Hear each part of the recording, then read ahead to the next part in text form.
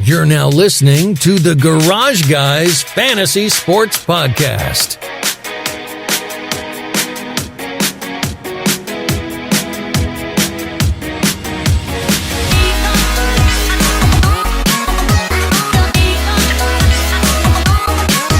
Welcome back to another episode of the Garage Guys Fantasy Sports Podcast, brought to you by Drip Drop. Drip Drop ORS was invented to treat dehydration in the most challenging circumstances. It's used by athletes, military members, firefighters, garage guys, garage girls. Me? Yes, I only got my Drip Drop. It's the best. It is 100%. I have to say the watermelon just hits different. It does. That's got to be my favorite. You're not alone. You're not alone in that. And there's a lot of other people that use Drip Drop too. And we want you to use Drip Drop as well. So go to dripdrop.com today. Use promo code GarageGuys20 at checkout to get a discount on your purchase. Get the drip, rip it and drip it. When I drip, you drip it. Yeah. Do you remember there was a song in the 90s? Like I basically just took this out of the book. I was like, when I drip, you drip, we drip. But it's like, when I dip, you dip, we dip. I put my hand up on your hip. When I dip, you dip, we dip. Yeah. When I drip, you drip, we drip. That's what I've done now. There we go. That's where we're at with it. So, yeah, Drip Drop. Jinsey, it's been a little while. I'm glad that you have made it back to the virtual garage. How's life been for the one and only garage girl? What's been happening? Life's been good. I started back school this fall. And I graduate with my degree in December, so I've been working towards that. Started off last week, and it's going to be a good semester. It's going to fly by. You know, time flies, so yes, it does. We'll see what happens. You picked a good year to graduate because, you probably have to go to school for a limited amount of time, and then you can just literally if you want to, be in pajama pants for graduation. And just have they've already canceled my graduation. We're not doing anything for Big my surprise. graduation. Big surprise. But they say we'll get to in the spring, next spring, we'll get to walk with the spring graduates, but I don't know if they're going to follow through with that. That's going to be a lot of people, and so I don't know, but they've already canceled my graduation. I thought I'd be a little bit more upset than I was about it. But, the stigma for me, graduating in December is that, it's going to be cold, so you can't, wear, a cute dress, cute little heels. So if I do get to walk in the spring, at least I can, ball out, you know what I'm saying?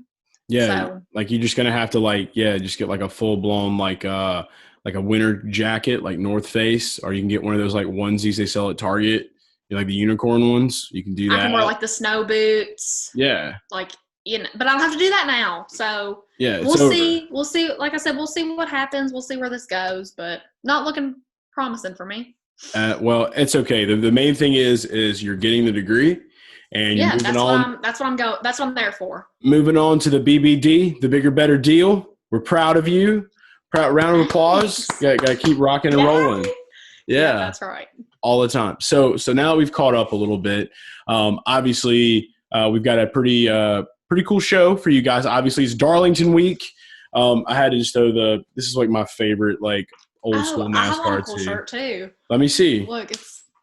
Oh damn! Okay. Look, I busted it out. Look. I know you got the whole Garage Guys triangle thing on it. That Daytona. What year is that? I know. I don't know. It doesn't really have a year. This car is. I love that shirt. I got it thrifting. Yeah, that's the only way. I got it for $3. Guess how much this one was. Guess how much this 50 was. 50 cents. 50 cents. No, it was a little more than that. Just take all right. Over $1. Over $1. Take a guess. $2. Boom. But $2. yeah, I love it. I think it's I love the checkered, the gradient checkered. So cool. It's like our new alternate logo that's on here. You know what I mean? So I don't know. So I'm repping NASCAR and I'm repping the Garage Guys and Daytona. And Daytona. And who doesn't love Daytona? Honestly though, that track, whenever I went for the first time, it honestly gave me chills. You walk in, it's just this vast track. It's different than Dega. Dega hits different. It does. Dega's out in the country. Yeah. It's out in the boondocks, but Daytona, you're surrounded by ocean and there's a strip, like with restaurants and stuff. Talladega, you got to drive like Right. 25 minutes to find something to eat. Only the finest establishments, Hooters, right across the street. Finest establishment known to man. For real. But like Daytona, just like it gave me chills. Like as soon as I walked into that place. Does it do the same thing for you, or was it just me? It's definitely got this. We just got back from this past weekend. So we went, and it gives you. It's like you said, definitely different than Dega. It's kind of like going to like Lambeau Field. Like if you're a football fan, if you're a Packers fan, like Lambeau Field is like in Green Bay, Wisconsin. It's like the ultimate like establishment of like football. It's what it embodies football, Yeah. So going to Daytona, it like embodies racing in America. It embodies NASCAR. So yes, you do get that feeling. There was a lot of Jimmy Johnson stuff there, obviously on display. So it was the whole 9 yards, but the only thing that did suck about it was there was no infield access for fans at this point. So it was a little different. It was a little different. But it's something we're gonna have to get used to. For now. Yep. Yeah, I can't do this forever. So they gotta figure some shit out. So okay. But I will say that the race was amazing. That was the best race I think I've probably watched all season long. And you know me, I like all the races, even when everybody's complaining and whining about how this race sucked. I'm like, who cares? It's NASCAR. You should maybe bet some money on it, and it won't suck because then you'll be pulling for your guy. So that's right. Then you'll be watching every lap to see what's going on, see how your money is fluctuating. That's why we do it. Entices you. Exactly. I've gotten so many people that play like fantasy football, love basketball. They're into NASCAR. But all the NASCAR people will not get into anything else now. So that's what we're doing going forward with this this fantasy football league. Yep. And I'm going to make you play. Those NASCAR people. I'm going to make you play. You're playing. I don't know what it is. I told you, like, no sport has ever stuck with me. Like it's just been NASCAR since 2016. But you have a competitive drive in you. Like you have like that competitive nature. Like you don't want to lose. You're not a loser. So I know that once I put you in a fantasy football league, it's gonna be you're gonna be like rocking like football jerseys. Okay. And like I love trying new things. Exactly. Like I'm always open to try new stuff. So we'll see where this goes. Fast Lane Fantasy Football League is gonna be a 14 team league on Sleeper. It's gonna be huge. Life in the fast lane. That's it. We literally got a picture of Bubba Wallace just like sending the ball home, like on pit road, like all the way. So it's gonna be fun. But yeah, I don't know. Like Daytona is an amazing place. We got the throwbacks on. Getting back to all that, Darlington is an amazing place that I've never been to yet. The Lady in Black. I haven't either. I would love to go. Okay, so that needs to be because like I haven't been to Bristol yet, and I know you already have. I want to go to. No, Bristol. Now that is like my all-time favorite track. I feel like that just like I can't explain. I love it. It has to crawl up your skin that you have not been to Bristol. It is like it does. I mean, like I love Daytona. I love Talladega. Like super speedway racing, obviously, is a different ball game than short track racing. But there's like I'm that type of girl that brings binoculars for the super speedway races, and I'm like literally. Like following them. So like the OCD in me, like I want to see everything that's going on while I'm there. So Bristol like helps out with that because like you can just see everything. And like it just feels like it's just like this huge arena. Like that alone is amazing. It literally is like the Coliseum. And like that is so badass. Like there's how loud does that get? Wait. Honestly, Bristol wasn't like too bad. Like super speedway is like this going to super speedway races is just as bad, or like mile and a half. Bristol is no different. But I'll tell you what was so cool about Bristol. So you roll up to this track. If you drive up to it, you come up on a mountain, and then all of a sudden the track just emerges up out of the mountain. Like not on its own, obviously it doesn't do that. But like Olympus. It's not Hercules' like house. But you just drive up to it, and it's literally in the middle of a mountain, like on a mountainside. And I never knew that. No, I was freaked out. It's in the clouds almost. Like it's in the cloud. Like, it's I feel Olympic. like it's like I literally feel like it's like it's no. Like whenever I seen it for the first time, I couldn't believe it because I was like, we are literally in the boondocks. Like where the heck are we headed? Like I didn't see anything. I like like you show up to a racetrack, you see the racetrack. You know what I'm saying? It's out in the open. Like I said, in Bristol, it's literally in between a mountain, like in between two mountains. That's and incredible. It is the most badass thing ever. Like, I'm telling you, like, you have to park and walk a mile to the racetrack because, like, you know, like, you can't park on a mountain. But, I mean, like, the walking's fine. Like, bring good walking shoes. It's, like, just being there and, like, seeing that for the first time, you're like, holy crap, this is different. You know what I'm saying? Like, you don't get that everywhere. And so it's a crown jewel track of NASCAR. Yes, and it's short track racing. So it's honestly like a little bit more bumping and banging, I think, than like a super speedway where like they can get in, you know, like different manufacturers will get in their own little packs and they'll race in their own packs and they'll be separated out from other packs. It's not like that. Like you can't do that. You're bundled up. You're next to each other all the time. And it hits different. Like you love it. Like you're electrified right now talking about Bristol. Yes. So you got Bristol, me jealous as shit that I haven't been to Bristol. And I need to where I'm getting with this is Darlington is on my – bringing it back to Darlington. Darlington is on my bucket list. Like it's like number 3 for me. But number 1 is Martinsville. Like I want to go there so bad. Especially it really like sparked my fire going back to the whole Denny Hamlin, Chase Elliott thing. Like whenever – Chase Elliott was still in the 24 car and Denny turned him in the last couple laps. I remember that. That just like sparked up that fire for me. Like I want to go to Martinsville so bad. And it's honestly not that far from me. And you wanted to kick Denny Hamlin in the nuts. Oh yeah. I was ready to fight. Like my muscles grew like this big that day. Like I'm not joking. Dang. I was ready to go. But yeah, Martinsville is up there for me. I just want a hot dog from Martinsville. Like Bristol. Me too. That's a part of the experience. Yeah. So one of these days we'll have to make a trip out there and see what we can do. We're gonna do that. We'll do a hot dog review.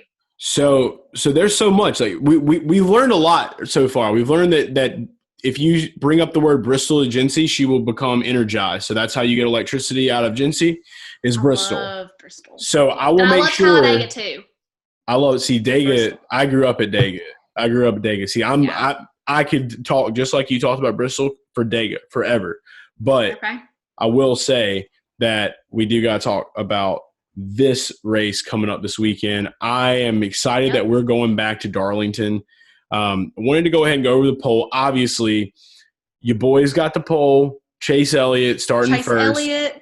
And I picked Chase to win this past week. Now that I know he's on the poll, I'm probably going to hold on to that. Better. I'm going to hold on to it. Yep. So Elliott, and then Hamlin's right behind him in second. William Byron's in third. Alex Bowman fourth. Keselowski fifth. Truex sixth. Blaney seventh.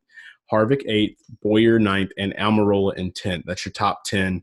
I'll be talking a lot more about the actual like racing and looking into betting and DFS stuff on the Rotoballer DFS preview show. You can watch that. Go check that out. Yes, you can watch that on Rotoballer's YouTube page. Drew is out of town this weekend, so obviously he's always out of town. He's an out-of-towner, but he's been out of town a lot more lately, but it's okay. He's got fantasy football draft this weekend. He's got big stuff, and he's going to have some fun videos for us to watch. They're going to be coming out on his Twitter, so make sure you're following at Chef Boyardeen as well, just like you follow me and Jinsey.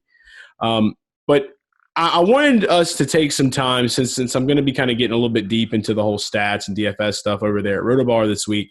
I figured something for us to do, something I really want to do, like been wanting to do this with all my heart. I love throwback stuff. We've already established this earlier in this podcast. Me and you both love throwback shit.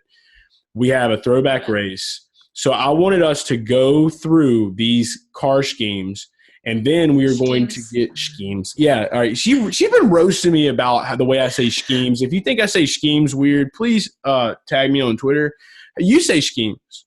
How you say it? Schemes. I say schemes. Schemes with a K. You like really like get in. You're like schemes. I really get into it because I enunciate it the way it's spelled. Like schemes, and I'm just like schemes. Schemes. Yes. So the C. Schemes. The C and the H are silent. I don't know. Seems. We're going to talk about how they painted the cars this week. Let's dive into the stickers that they put on the cars with a hairdryer.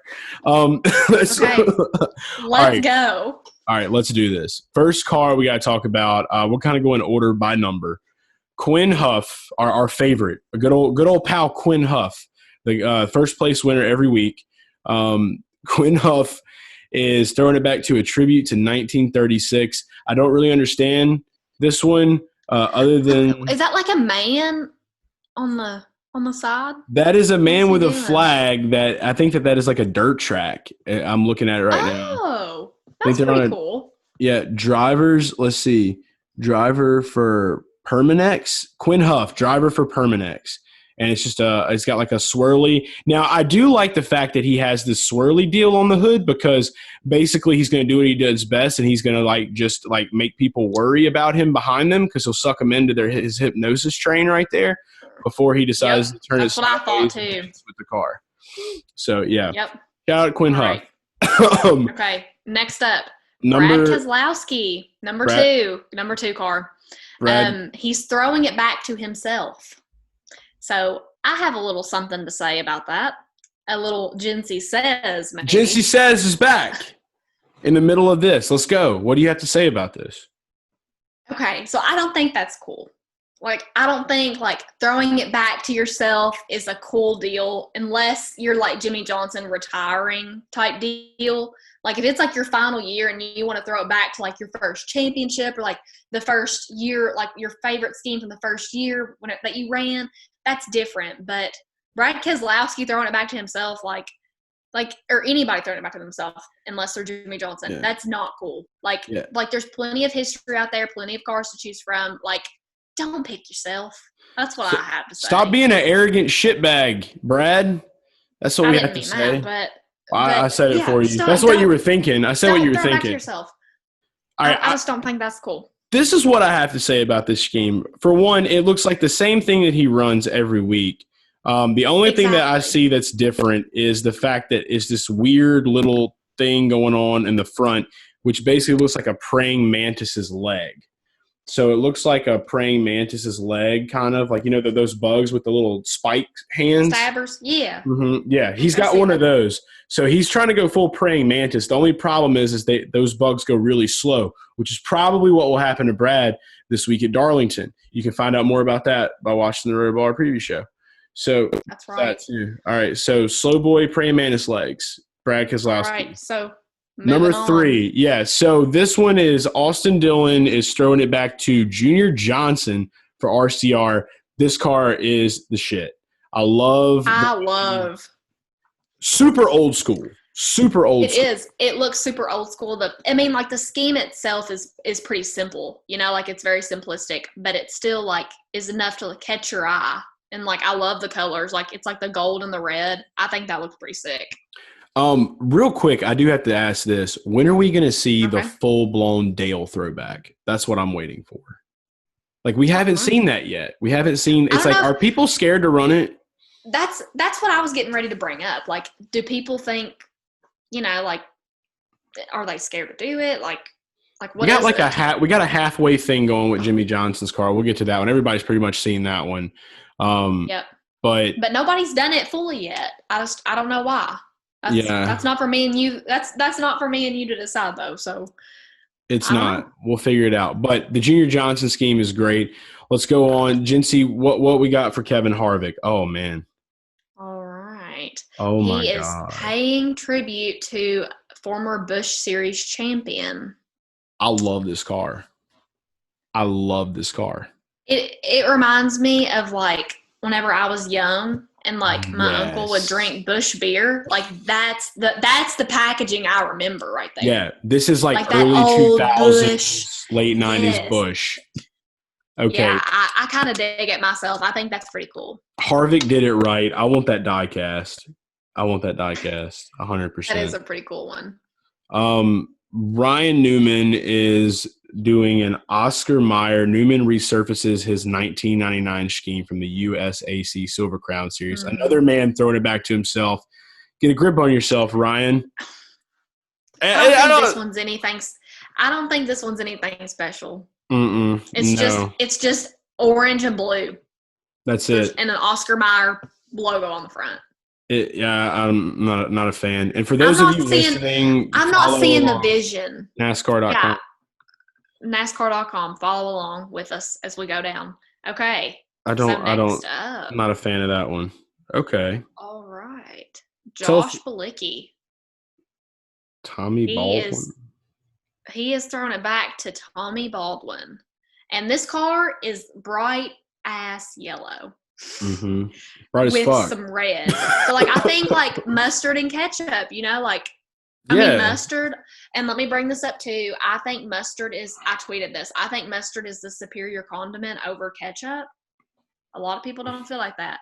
I love me some mustard. Like I just think that it's good. Ketchup is just like sugary tomato, which I like tomatoes. Tomatoes are good. Have you tried organic ketchup? Mustard, yeah, it's like the same. Mm-mm. What's the difference, Chase? The difference is it's not fucking disgusting like mustard. So that's the difference. Mustard's not disgusting, but it's just I don't think it's a superior condiment. I think you're wrong. So that's an argument for another day. Josh Bilicki, I think of mustard and ketchup. Okay, moving on. Before I get to this one, I just want to say I thought it was hilarious. There was this lady sitting in front of us at Daytona that was asking about who was the number 7 car because it was going so slow.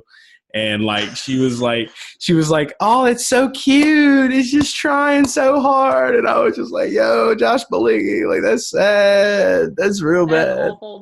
It was her first NASCAR race. It was hilarious. All right. So he got roasted. He did, and he didn't even realize it. In the sweetest way possible, he got roasted. This older lady, funny stuff. Tyler Reddick. All right, let's go. Tyler Reddick, the number 8. RCR throws back to Jeff Burton. This is the flyest car on the field. I don't know if you have seen. This is a good one. Harris Liu quote tweeted, I think it was a picture from RCR, literally has Tyler with the bodysuit that matches this. Tyler's already grown his beard out.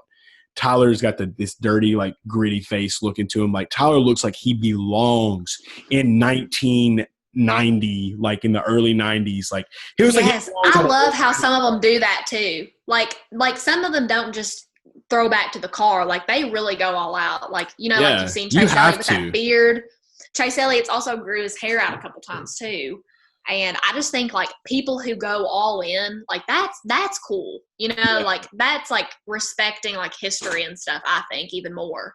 And I will say this to answer your question, because the last time you were on, we were talking about Chase's beard. Jimmy Johnson didn't have a big beard. So he's throwing it back to Jimmy Johnson this week. He didn't have a big beard. So I think I think Chase is just bearding it up. I think Chase is beard boy now.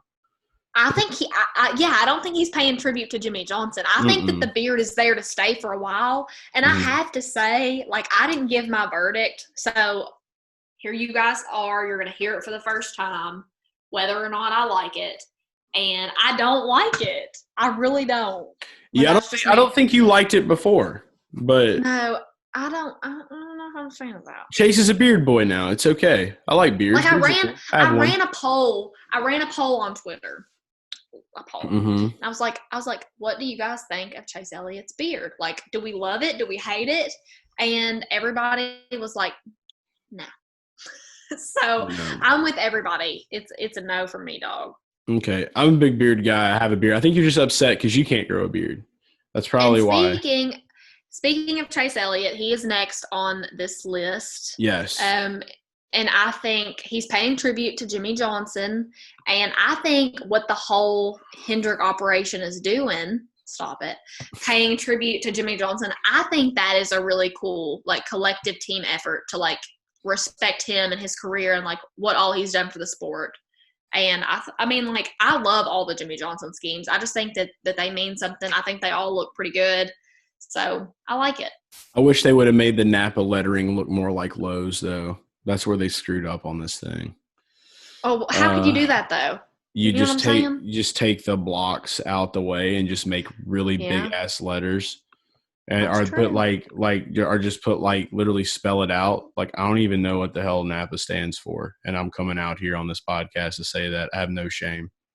So yeah, do you know what Napa stands for? They follow you. You better know.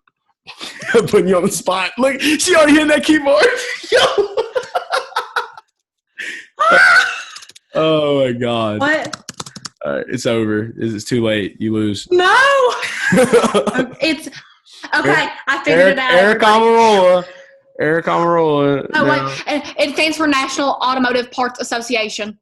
Congratulations. All right, Napa, you better give her a gift card or a trip to a race now, or at least a Chase Elliott car to do that. Okay.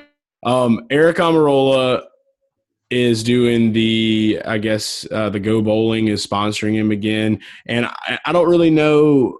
Fireball Roberts. That's where this is from. Oh, my God. This is super old school. I'm a huge fan of this scheme, though. But now, like Fireball Roberts, I've heard of him before. Like, he was way, way, way before my time. But I see now in this image, like, I see this old-ass car back here. Yeah, that is pretty cool. I love that car. The bowling pins, it's not very 1950s-ish. All right, I'm down with what Almirola has. All right, let's talk about your favorite driver, Denny Hamlin. Next. Without further ado, favorite driver ever. All right, so Denny Hamlin is honoring Yarborough, his paint scheme. And Kale. And I like it. I think it's pretty neat. I dig it too. I love the fact that they going back to the old ass FedEx logos. Yeah. Now I do like it whenever the logos can be like changeable like that. And I like the stripe on the side of the car. I think it just gives it a little, it's like a zhuzh or something to make it a little more. Little zhuzh? I like that. Zhuzh. That's my word. Yeah. I'm stealing it now. I'm stealing it now. Just give me creds. That's fine. Taking the zhuzh. All right. Ryan Blaney is rocking Paul Menard's Maytag car. Okay. So, it's cool. It's a little more simple. I mean, I think it's like a pretty car. It looks like something that he would run like on a weekly basis. I think like it's not anything super spectacular, but I like the colors. Like the yellow and the red and the navy blue. I think that all goes together pretty well. Yeah, it's cool. It just doesn't have that razzle dazzle like some of these ones we've seen thus far. But I'm sure Ryan will. It's decent. Ryan gets the awards because Ryan's always a vintage guy, so he's always into that life. So he'll come up. He'll make it worthwhile. I think just let him have his moment. Absolutely. All right, Jinsey, who we got next? All right, we got Clint Boyer, and he is doing a Kyle Petty throwback. So what do you think of the car? I'm mad because he didn't do a Hot Wheels throwback for Kyle Petty. He just did this Peak antifreeze. I mean, it's cool. I don't really remember this car. Yeah, I don't remember this car much. I wish it would have been Hot Wheels leading the way. That'd have been dope. But good job. Yeah. All right. Brennan Poole, Premium Motorsports Chevrolet, the Red Rooster.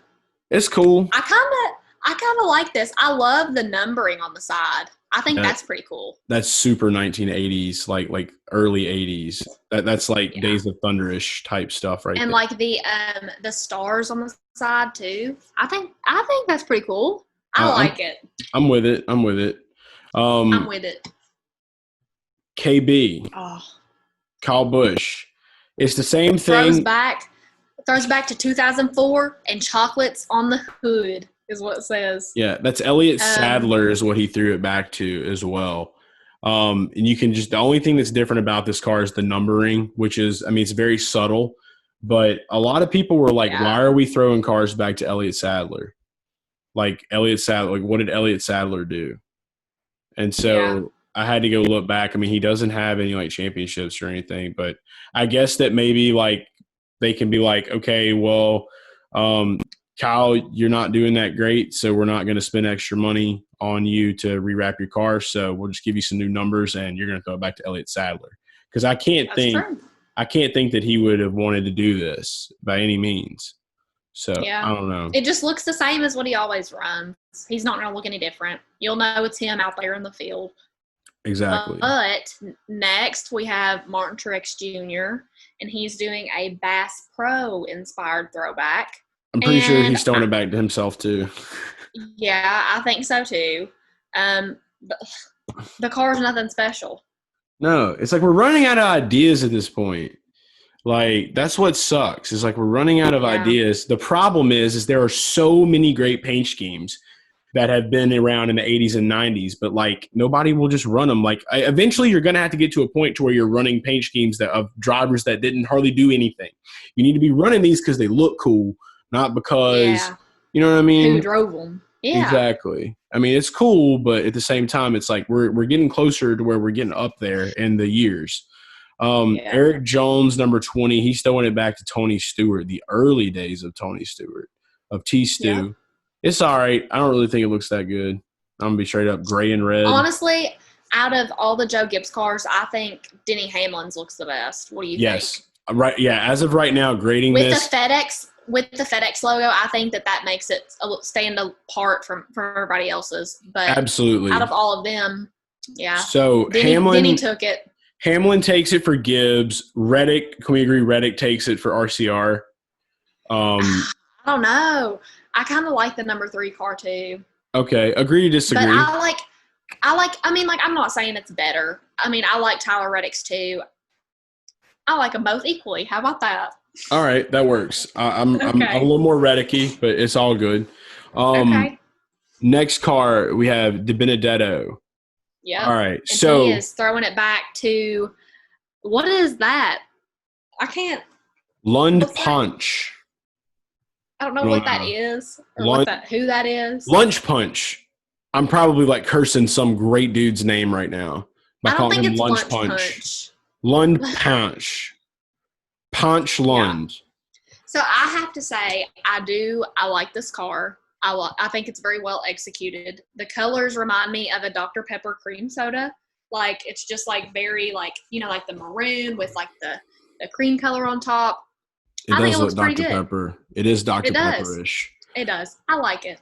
All right. So for time's sake, we're only in the 20s. I think we've spent a good amount of time covering these. So I'm just going to run through these as quickly as possible. We're just going to say the number, and we're going to say if they're worthy of being talked about. So 22, is it worthy of being talked about? Joey Logano? No. Okay. William Byron. Even though it's you know it's Jimmy Johnson. No. Okay. JJ Yeely with the old school Nerf card. This is worth it. This is worth it. This is nostalgia. Boom, punch in the face of my childhood. Like, look, straight up, like running the old Nerf scheme. I dig this so much. Like I said, it's got all the early 90s components, everything that we love here at Garage Guys, the triangles, the loud text, the colors, the pink, the green. It's so bright. They did a hell of a job. Too bad this car will probably finish dead last. That's okay, though. It was a good scheme. Moving on. Okay. Number 38. John Hunter. No. Nope. Cole Custer. Haas. Okay. Curtis Turner. That's another old school one. I like the number font. That's about all I got to say about it. Moving on. Bubba Wallace. Sorry. For me, it just kind of missed the mark. It's literally Richard Petty every year. I can't. Yeah. Okay. Now, Jimmy Johnson. This is worthy to talk about. Don't you think everybody's talked about this one enough, though? I think it's ugly. Okay. Chase thinks it's ugly. I just like the history. I love the history. I do too, but okay, that's all we got to say. Moving on. Well, all right, go ahead. You can spend a little time. It's 7 time. It's 7 times 7 times 7. What is your favorite part about the car? Just the history, or what is it? I like the Dale part, the Dale Earnhardt part. Yeah. I think that is so cool. But I just think you don't see that very often, like where people use 2 schemes in one. You know, it's Jimmy Johnson branching out. Like, is this going to be like the future of schemes? Like, if people run out of ideas, like, are they going to start like combining? And like, I get it because nobody else in the sport has ever had like those 3 who have the 7 champions. That's never the 7 championships. It's never going to happen again. That's what I'm saying. So, in that instance, this is legendary. Yeah, so, this is legendary in of itself because Jimmy Johnson is he's tributing to both of those who went, before him in the sport. So, I think that's really cool. That's me. I like Richard Petty, but he has a throwback scheme every year, so I wish it would have just been all black and gray and red. So, that's all I have to say. Maybe in the future. That's the Dale fan in me. That's the Dale fan in me. Okay. What do you think about Timmy Hill? Okay, so going to Phil Parsons' Skull Car. Anytime the Skull Car is involved, like I'm all about the Skull Car. So I used to dig the Skull Cars. I figured you would be. Yeah, big Skull guy. I'm a big Skull guy. So good job, Timmy Hill. Hope that your car can go fast. Okay. And then Ross Chastain, the Dirty Mo Media car. It's all right. It's just simple. It's all right. But it's Earnhardt's 76 scheme though. So you do have to say that. You have to give it that at least. But out of all the Earnhardt schemes, out of all Dale's schemes, nothing hits home like the 3. I'm sorry. No, that's all I have to say. Nothing hits home. That's like the face of it for sure. Yes. The good wrench that's like number the 3. face of his brand. Yes. Yeah. So this is cool. It's always cool to have Earnhardt honored. I will say that.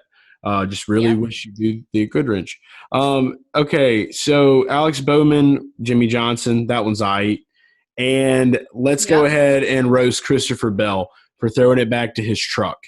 LOL, you're not Jimmy Johnson. Who the hell do you think you are? You're literally getting a free chair at Joe Gibbs Racing, kicking out Eric Jones, who is kind of better than you. So, yeah, that's how I feel about it. Yeah. I ain't about it. I'm not a big Chris Bell guy after a lot of thought. That doesn't do it for me. Okay, and then is Daniel Suarez our last one? He's doing the same shit, throwing it back to when he ran at Joe Gibbs. He's like, I can just hear him now. I remember the better times. These were the better times. I'm done with this. Yeah, over. I'm over this. I just don't think it's cool to throw it back to yourself. No, there's it's plenty not. of things you can do. Like that's just like it makes me cringe. So that's all I have to say. So obviously, all right, we have to pick a winner now. Who won out of all of these? Who wins Darlington Weekend's Throwback Scheme? Just be honest. Who wins it in your opinion? Okay. I will have to say Tyler Reddick's is very well executed. We both agree. I like his. I like Austin Dillon's. I like Matt DiBenedetto's and Jimmy Johnson's. Those have got and Kevin Harvick. Those are my top 5 right there. I'm with you on that, but only one wins the weekend. Who's the winner? Who wins? Tyler Reddick. Tyler Reddick. Tyler Reddick. It's official. Maybe Tyler, you persuaded me because this is a joint decision of ours. So we've come to the consensus. Tyler Reddick's. His is the best. I think it looks great. Shout out to the homie Red Dog. Shout out to Jeff Burton. You won the Garage Guys. You won Garage Guys Darlington Weekend. The award. That's right. Here, Photoshop an award right here. Me holding it. Here's an award. All right, there you go. There's the award right there, Tyler. You did it. Congratulations. All right, Jinsey, I think we've done enough talking about these. Hopefully no one's asleep by now because me and you really got drilled into that one. So I can only imagine how the listeners are feeling. Fear not. We have one more scheme to talk about in the Xfinity Series, and that comes with an interview that I had earlier this week with 2 of my, I would say in NASCAR, 2 of the first people that really kind of, well, there was one person missing, but one of the first drivers that really kind of welcomed me into the pits and into like that world of NASCAR media. And we're going to talk about his paint scheme that he's running in the Xfinity Series this weekend. That is none other than Mr. Jeffrey Earnhardt. And we're also going to be sitting with Eric Jones, and that's Eric with a C, not with a K. So enjoy the interview. Garage fam, we love you. Jinsey's back again. We got a Jinsey Says. It was fun. We're going to close you out with the interview. It was real. It was fun. It was real. It was fun. When I drip, you drip, we drip. We all drip. All right. You want a sports party repeat for us over to this interview? Yes. You ready? Sports party repeat. Here's Jeffrey Earnhardt. All right. We now welcome on 2 of the compadres right here. First time I'd ever went to a NASCAR race. These guys made me feel at home, and the rest is history. Jeffrey Earnhardt and Eric Jones. Welcome, finally, you sumbitches, to the Garage Guys Fantasy Sports Podcast. How we doing? Pretty good. Not too bad. How about yourself? They're doing good, man. I'm just happy to finally make this work. We've spent now, I want to say we've known each other for over a year now, and it's just there's been so many scheduling conflicts, so much stuff going on. So for us to finally be able to get this done, is big. And not only is it awesome to finally get it done, but we're getting it done on Darlington week. And I want to get right into it. You got one of the sexiest paint schemes in the field.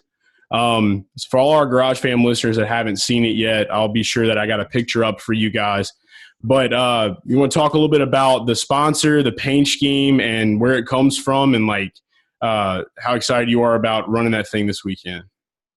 Yeah, it's pretty badass to, I always want to do a throwback to something that my grandfather had ran in the past.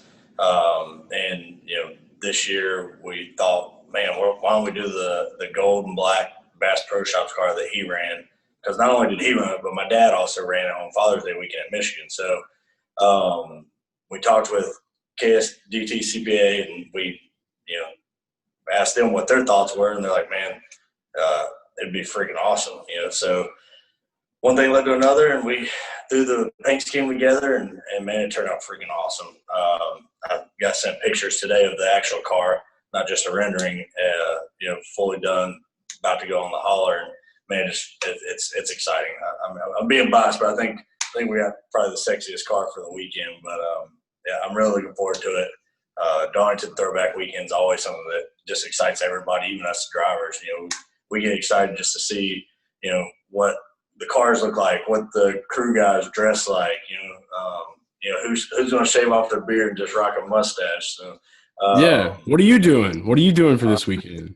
I love my beard, but you know what? It's Darlington weekend, so I think I'm gonna have to shave it off. I'm gonna tell you, this is the perfect weekend for you to pay tribute to your grandpa, man. Dude, if you go straight stash, it's almost like inseparable. You can't even tell the difference hardly, dude. You put the big shades on the stash, bro, people are gonna be like, what is this happening? What is going on right here? But yeah.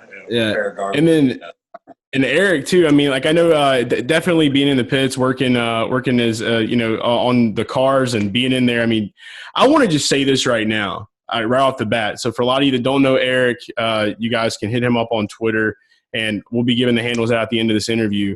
But I want to just say this one thing before we even go any further. What you guys do on pit road with those cars, anybody that has any shit to say about people that work in the pits that are not athletes are trash, because I've watched these guys bust their ass and work so hard. So not only are drivers athletes, what Eric does in there is an athlete. How much water weight are you losing? I know that Jeffrey's losing a lot of water weight in the car. How much water weight are you guys losing in the pits, working as fast as you guys are, and how hard are y'all training each week for this stuff? I would say we probably lose, depending on how well you hydrate throughout the week, I would say anywhere between 3 to 4 pounds, depending on the track you go to. I mean, this year's been one of the hottest years of racing that I can remember, and I've been doing this for 7 years. But we practice 2 days a week, Tuesdays and Wednesdays. They give us Mondays off, mostly because, you never know when that rain out's going to come, because it's time to catch your breath and everything. But it's fun, man. It's not for everybody. I wouldn't do it. Yeah, dude. I mean, I'm just telling you. I've been around people that are in the Xfinity level and in the the Cup level, and it's all the same gig. It's the same stuff. There's nothing really different there, but it's amazing to see how much work that actually goes into it and preparing. There's a lot of as I found out this past weekend, there's a lot of NFL players that actually get into that world as well. I've got a buddy of mine that's played for the NFL. That's trying to work his way into that thing right now. So, I mean, you gotta be a hoss, dude. You gotta be a hoss being there. So, I mean, it's pretty heavy stuff. So I just want to make sure that doesn't go unnoticed ever. There's a lot of confusion about that stuff in the way, but when it comes down to the hydration, you guys got something down there that y'all use to hydrate? Oh, look, it's some drip drop right there. Check it out. That's right. Never leave the house without it. All right, that's what's up. You were telling me, Jeffrey, that you'd show me some stuff over the past weekend where you were working on these boxes for noodling, because you're an avid outdoorsman, do a lot of hunting, a lot of fishing. So you've been literally building these boxes for the past 3 days. So you need the drip right now more than ever. Dude, I'm telling you, I had plenty of drip going on from the heat outside. So I just added a little bit of drip drop to the drip I already had going. But yeah, dude, it's been hot and humid here. Like, I mean, downpour rain the other day, and then it's 102 heat index outside. So I was an idiot and thought it'd be a great time to build catfish boxes for Noodling, and me and one of my buddies, Willie, we just got to it, and we built 95 boxes in 3 days, and that's cutting the boards, cutting the plywood, screwing it all together. I mean, it's not just as easy as it may sound, but yeah, it's a lot of boxes. It's a lot of boxes. Next year's Noodling season is going to be pretty spot on. So obviously we're going to get into the driving career, but we got to start here. How did you get into this? How long have you been doing the noodling, and where does it all drive from? Well, a lot of it, I mean, really all of it came from last year. We I had the opportunity to have Jeff and Hannah Barron come out to a race, and I don't know if anyone knows, but Hannah Barron is a huge social media hit on this whole noodling thing. She really blew it up and influenced a lot of people to start noodling, me included. And fortunately, I was able to get to hang out with her, hang with her dad, Jeff Barron. He's super cool. And then one thing led to another, and we were hanging out a lot last year, noodling together, going on trips together, and doing a lot of different hunting stuff together. So it was all just kind of stemmed from there, and I've freaking been wide open with it ever since. This year, I caught my biggest fish I've ever caught, 54 pounds. It's a pretty big catfish. Yeah, dude, we used to run trot lines when I was a kid, but I mean, my grandfather was a really big outdoorsman. He owned a seafood market. And so I remember driving to Jackson, Mississippi to pick up catfish with him at the ponds and stuff like that, at 3 o'clock in the morning, coming back and dumping them out, helping him skin fish all day. And so that's always been a big part of my life too. And I know that you live in Carolinas, you probably have been, heavy into the same type of stuff, but this is where it gets more primitive. This is where it gets a little bit more dangerous. How many snapping turtles and snakes have came at you? No, none so far. I'm not a very big fan of snakes. I don't do snakes. So if a snake came at me, I probably wouldn't make it back. I just throw my hands up and let the snake take me. But no snapping turtles. I know it happens, and I'm not saying it won't ever happen, but I do the way I do it is the best way to minimize the chances of getting bit by a snapping turtle. I don't do it out of the banks like a lot of people do. So doing it out of the boxes are fully submerged, and snakes and turtles need air to breathe. So they don't typically put themselves in a hole that doesn't have an air pocket in it, where a bank can have an air pocket in it. So the boxes are a little bit safer, but I still check with a stick before I go shoving my hand down in the box, trying to catch a fish. So, I try and make sure I feel like I need these to drive a race car, so I'm trying to take. Yeah, kind of.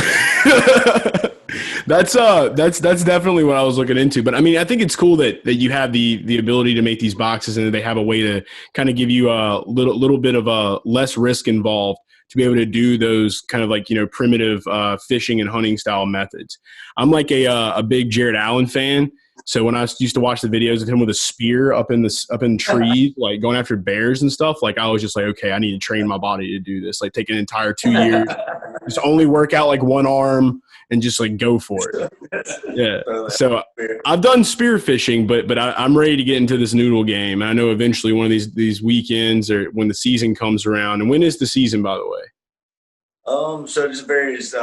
It's based off water temperature. So what it is when the spawn comes around, which is based off a say 68-degree water temperature, kind of when it starts to roll. Well, I mean, you might as well start checking boxes at 60-degree water temperature. But about 68, 70 degrees when it gets really good, and then the catfish will start going in these boxes. The male will clean the boxes out, get it all nice and pretty, and a female will come in there and she'll lay eggs. After she lays eggs, he runs her out, he fertilizes them, and he stays in there and protects them. So really, I mean, we're kind of creating a breeding ground for these catfish. So we're helping them in a way, but in return, we're also getting the opportunity to catch them And 90% of them we turn back. We only keep enough if I need some catfish for the freezer or whatever. I'll keep a 20-pounder, but anything over that I don't really want to keep. I like to turn it back and hopefully one day catch it again, or maybe let it get a little bit bigger and catch it a couple years down the road or something. So. Heck yeah, you can't pass up the good eating here and there, man. I know how that goes, dude. As a hunter growing up myself and a fisherman, I have to do that myself. But yeah, sometimes you got to turn them back, unfortunately, because of laws that these people have put in place and the game wardens and things. But it is what it is. But I know enough of that for now. I'm super excited about that. Ready to possibly get up there and do some of that stuff with you. But getting back into racing, man. Been a couple years now into NASCAR, and obviously everybody knows who your grandfather is. They know the backstory of that. Your dad's Kerry Earnhardt. Racing's obviously been a part of your family your entire life. It's something that you've known since you were a kid. So I could literally go into the basic questions of when did you know you wanted to drive a car? That was probably from the moment you came out of the womb. So I would have said the night he was conceived. Yeah, that too. That's very true. But you've been in and out of the Cup Series, and you're in the Xfinity Series now. What would you say has been like one of the biggest moments for you, like in racing and in a professional racing? And what are some of the things that when you got involved in racing that were maybe not quite what you expected them to be, or were there any things that were kind of a challenge for you to get through? I would say one of my favorite moments in racing was probably last year at Charlotte. We ran the Officer Sheldon car, and he was an officer that lost his life here in our hometown of Mooresville, and to get the opportunity to go and run an Officer Sheldon car at our home track of Charlotte Motor Speedway was huge in its own. It was awesome to get to honor him and what he did. On our race car for that weekend, but then we walked out of there with a third place finish. 50 laps to go, we were a lap down, and I thought our day was over. And from a lap down at 50 to go to finishing third, I thought was a pretty awesome race and awesome weekend, and just a great way to honor Officer Sheldon. So that would probably be my favorite moment so far in my entire racing career, just because I know what it meant to a lot of people, his family, the police department and the officers here and all over the world.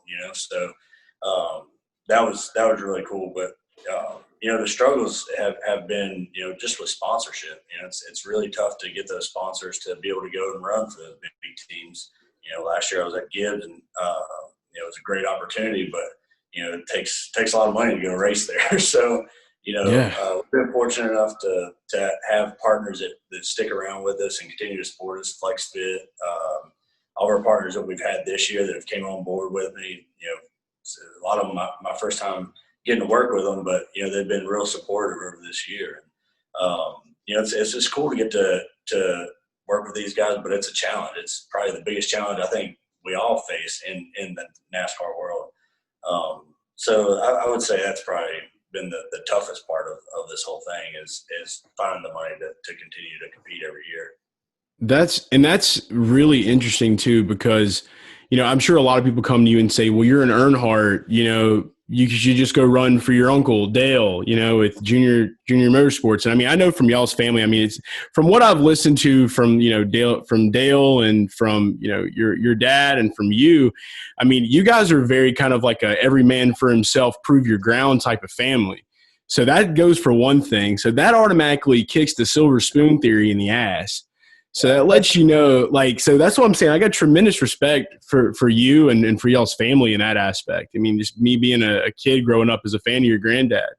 When my dad was a Jeff Gordon fan, very tough household. And I don't really know how that happened, but it happened. I think it was after your granddad was in basketball and he was driving the taxi and he hit the raccoon.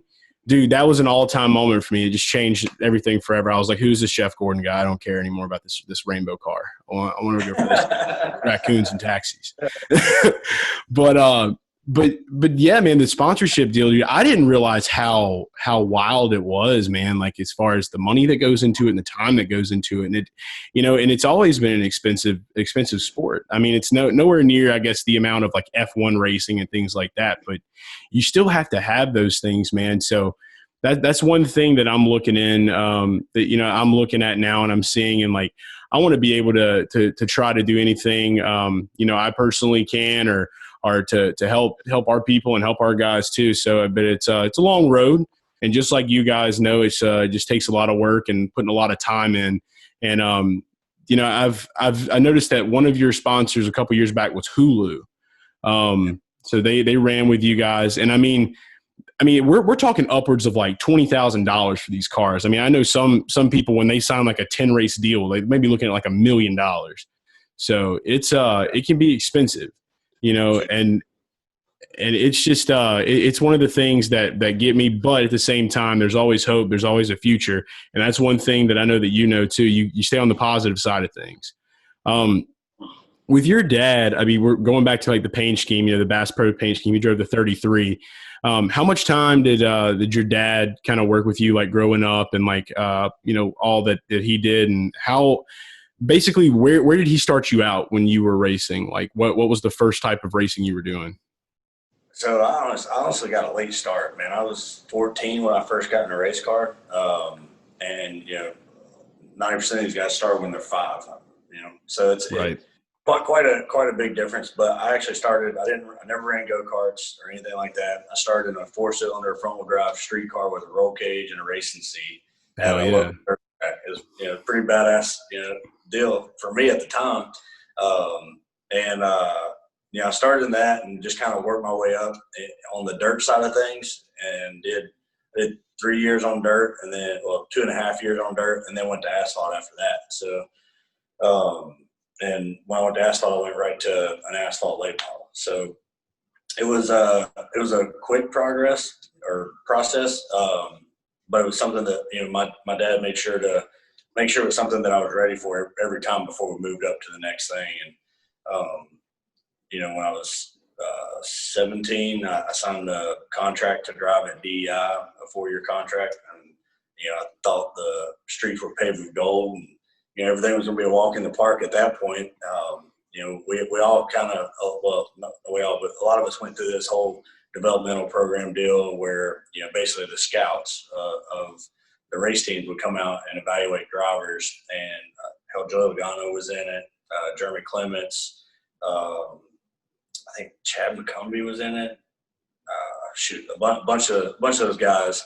Joe Logano probably being the biggest one out of that group to date, but we all came through the same program, and we got offers from several different teams, and my goal was to eventually drive for my grandfather's race team. And so when I got the offer from them, I was like, hell yeah, that's where I'm going.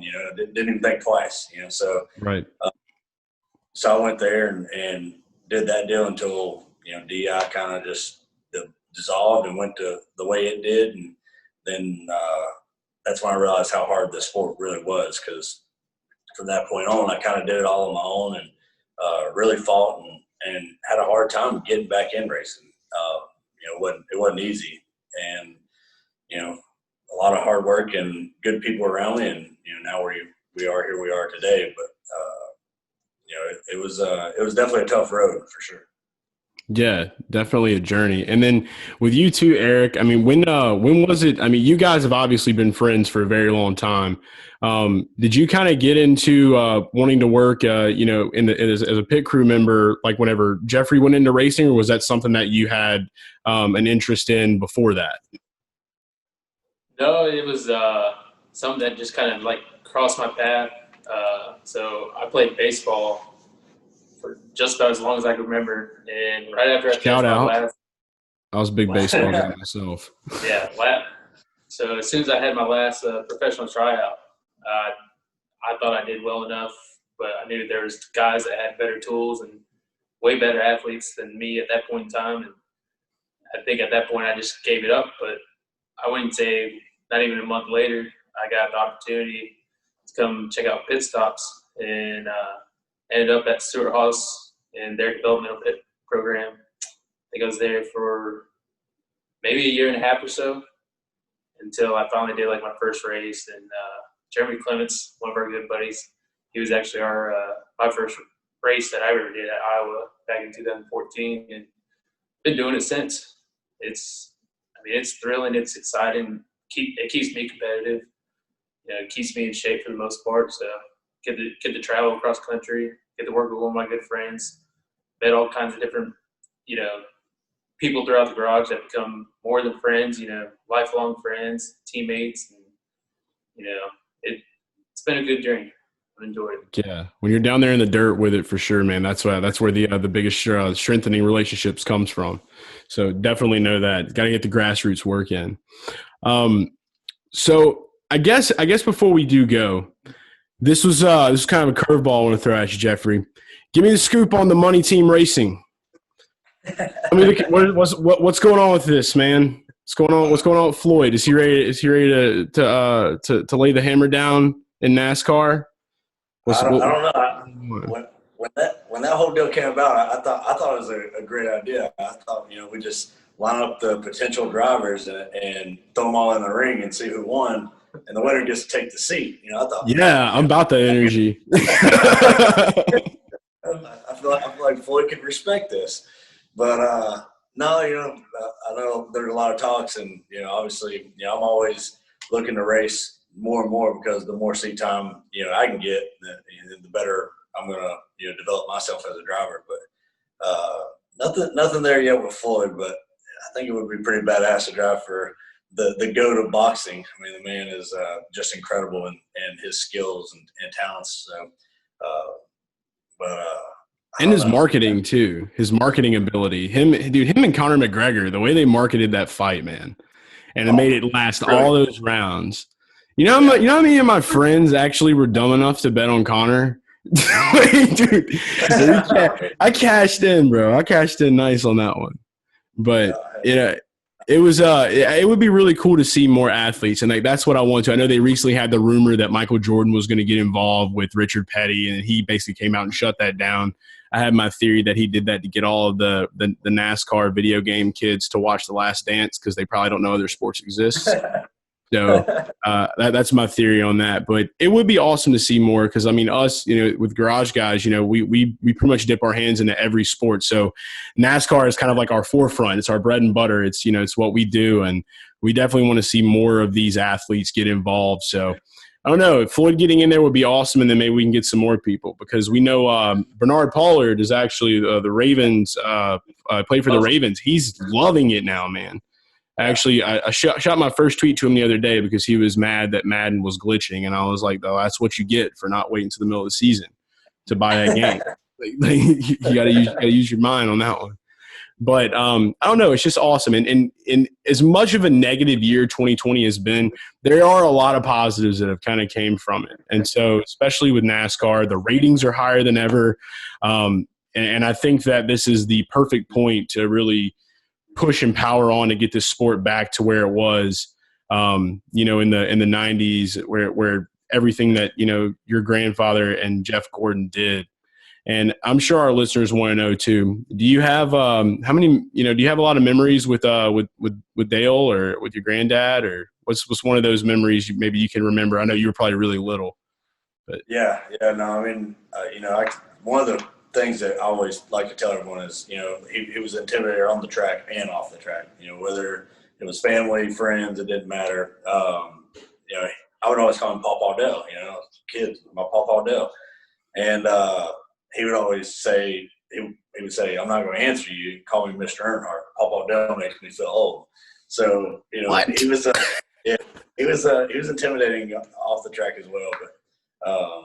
He was the man. He was my superhero as a kid growing up.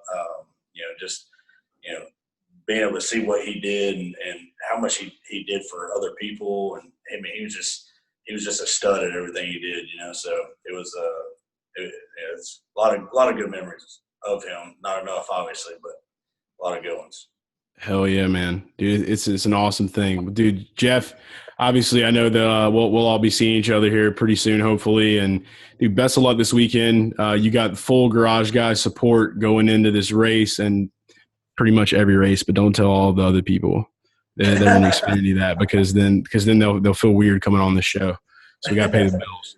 But everybody pretty much should know by now we're a big Jeffrey Earnhardt podcast here. So that's how we roll. But where can all of our listeners follow you guys that don't already follow you guys? And my social tags are all the same. It's Twitter, Instagram, Snapchat, name it. Always active. It's Eric Todd _Jones. Word. And Jeff? J Earnhardt 1. J Earnhardt 1. All right, so you guys know where to follow these guys. Everybody better be pulling for Jeffrey Earnhardt, or I'm going to make you unsubscribe from this podcast and then resubscribe. That's how we'll do it here. Guys, thanks so much. It was a pleasure, and we'll be talking again soon. Thanks for having us. Appreciate it, man. It's the Garage Guys. It's the Garage Guys. It's the Garage Guys. It's the Garage Guys. It's the Garage Guys. It's the Garage Guys. It's the Garage Guys. It's the Garage Guys.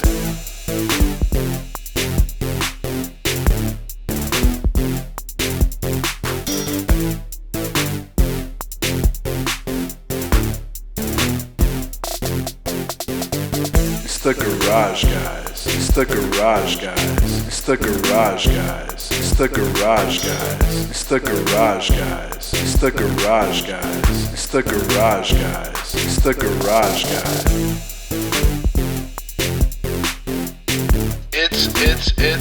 the Garage Guys.